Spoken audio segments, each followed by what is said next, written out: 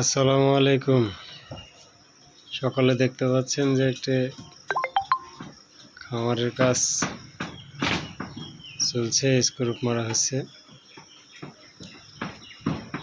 কাজটি সম্পূর্ণ করলাম আজকে।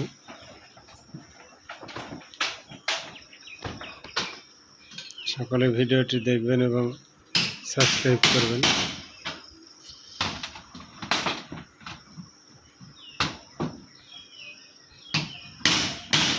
ধন্যবাদ সবাইকে। চ্যানেলটা অবশ্যই সাবস্ক্রাইব করবেন সবাই। দেখুন সিমেন্টের খুঁটি দিয়ে টিন লাগানো কমপ্লিট করেছি বাঁশ দিয়ে।